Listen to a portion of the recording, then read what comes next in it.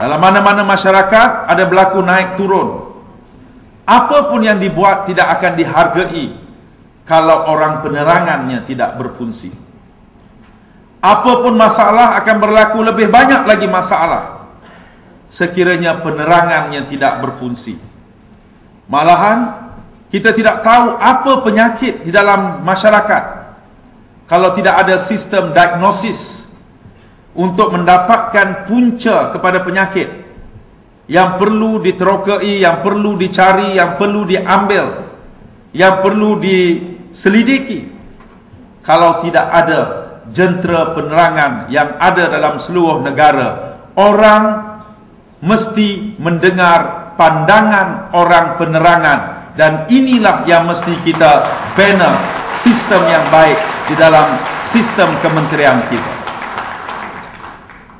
Sebab itulah kita katakan bahawa dunia lebih mencabar dalam keadaan sekarang, perbahasan lebih sophisticated, perbincangan memerlukan pemahaman yang lebih mendalam.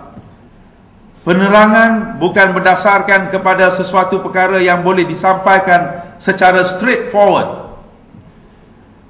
Kenapa berlaku inflasi? Kerana barang mahal. Kenapa barang mahal? Kerana hari ini inflasi. Kenapa inflasi? Barang mahal. Itu bukan cara orang penerangan menghujahnya. Orang penerangan kena tahu basic ekonomi. Apa itu ekonomi? Inflasi kita apakah kerana tarikan daripada permintaan yang banyak ataupun inflasi yang diimport? Kalau inflasi yang diimport, bagaimana kita mengatasinya? Kerana tarikan permintaan yang banyak, bagaimana untuk kita mengatasinya? Apakah inflasi yang ada sekarang ini kerana artificial, di atas salah kepada suatu dasar dan peraturan, ataupun ia adalah merupakan global fenomena yang memerlukan cara kita menghadapinya dengan cara yang baru? Siapa yang nak terangkan ini? Kalau tidak orang penerangan yang mesti menerangkannya. Artinya sekarang, di kalangan pegawai kita, di kalangan kaki tangan kita, di kalangan jentera kita, mestilah mempunyai satu sistem yang dikatakan, saya baru sebut kemarin, the autopilot. Autopilot artinya, kita ada jabatan-jabatan penerangan kita, jabatan penerangan kita, jabatan jasa kita, kita ada RTM, penyiaran kita, kita ada filem negara kita, dan kita ada bernama kita. Macam Datuk KSU kata tadi, kalau masing-masing dengan cara masing-masing, itu bukannya satu sistem penerangan yang lengkap. Ada je berlaku masalah sekarang, RTM kena memikirkan apa yang kita patut buat.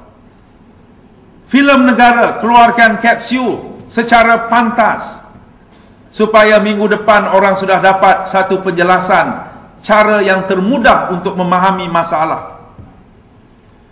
Bernama feed pada RTM, bukan secara terpisah, misalnya tentang berita yang terkini dan penjelasan yang terkini, dan memerlukan penganalisaan yang terkini, bukan sahaja untuk disebarkan secara cepat melalui RTM, tetapi untuk disampaikan pada pegawai-pegawai penerangan kita, jasa kita, supaya jawapan dan obat kepada penyakit dapat diberikan dengan cepat dan disampaikan dengan cepat, supaya penyakit yang gatal tak menjadi kudis, kudis tidak menjadi pekung, dan menjadi masalah yang lebih besar dalam masyarakat kita.